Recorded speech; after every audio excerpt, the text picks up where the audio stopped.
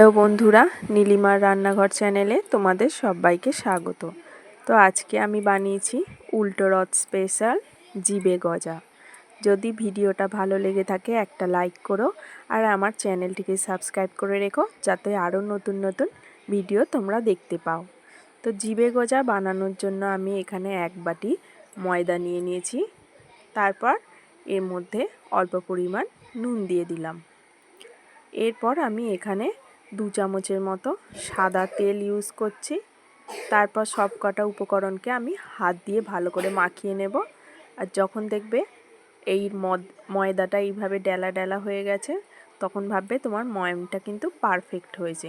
তারপরে এটাকে আমি অল্প অল্প পরিমাণ জল দিয়ে মেখে নেব।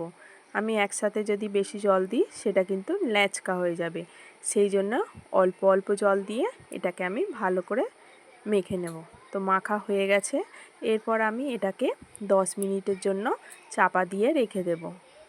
তারপর আমি মিষ্টির রসটা বানিয়ে নেব। এর জন্য আমি এখানে 1 বাটি জল নিয়ে নিলাম, আর এর মধ্যে ওই বাটির হাফ বাটির থেকে একটু কম চিনি দিয়ে দিলাম। জলটাকে ফুটিয়ে কিন্তু 1 বাটি জলটাকে আমি ফুটিয়ে হাফ বাটি করব। তারপর 10 মিনিট পরে আমি ঢাকাটা খুলে ময়দাটাকে আবার একটু ভালো করে মেখে নিচ্ছি। এরপর ময়দাটাকে আমি লেচি কেটে নেব।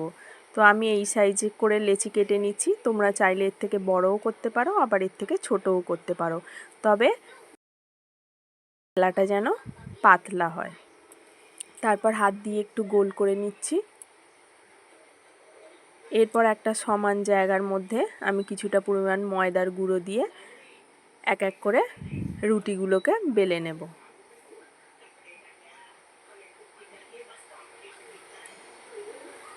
তো দেখো রুটিটা বেলা হয়ে গেছে, আর এইটা কতটা পাতলা হবে তোমাদের একবার কাছ থেকে দেখিয়ে দিচ্ছি। এই রকম কিন্তু পাতলা হবে। এরপর আমি এক এক করে সব রুটি কটা বেলে নেব।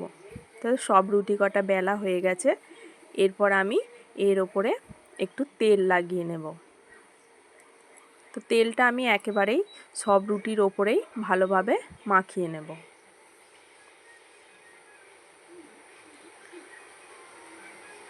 তারপর এর ওপরে আমি কিছুটা পরিমাণ ময়দার গুঁড়ো ছড়িয়ে দিলাম, দিয়ে হাত দিয়ে একটু চারিদিকে লাগিয়ে দিচ্ছি। ময়দার গুঁড়োটা একটু বেশি করে দেবে, তাহলে পরপর জড়াবে না আর ভাঁজটাও সুন্দর হবে। এরপরে এক এক করে আমি সব কটা রুটি এইভাবে পরপর চাপিয়ে দিচ্ছি, আর তার উপরে এইভাবে ময়দার গুঁড়ো আমি ছড়িয়ে দিচ্ছি। তো আমি এখানে 4টে রুটি বেলে নিয়েছিলাম। লাস্টটার উপরেও আমি ময়দার গুঁড়ো দিয়ে দিলাম। এরপর এটাকে সুন্দরভাবে রোল করে নেব। তো একটু ধরে সামলে রোলটা কিন্তু করতে হবে, যাতে খুলে না যায়।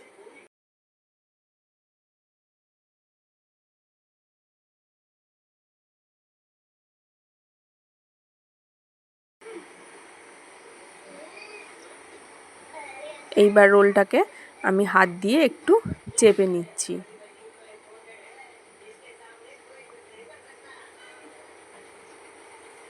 দুপিটি কিন্তু আমি হাত দিয়ে এইভাবে একটু চেপে নিলাম। তারপর একটা ছুরির সাহায্যে দুটো ধার কেটে আমি বাদ দিয়ে দিচ্ছি।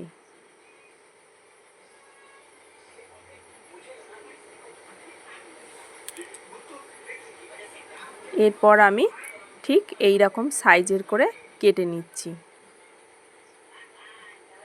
তো তোমরা কাটার সময় কিন্তু সবগুলো এক সাইজ করে কাটবে, তাহলে জিনিসটা দেখতে ভালো লাগবে। তো দেখো সব কটা আমি কেটে নিয়েছি, আর দেখো কতটা সুন্দর হয়েছে। প্রত্যেকটা লেয়ার কিন্তু খোলা বোঝা যাচ্ছে।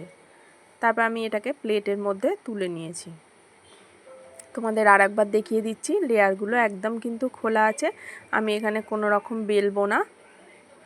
এরপর কড়া গরম করে কড়ার মধ্যে আমি তেল গরম করতে বসিয়ে দিয়েছি।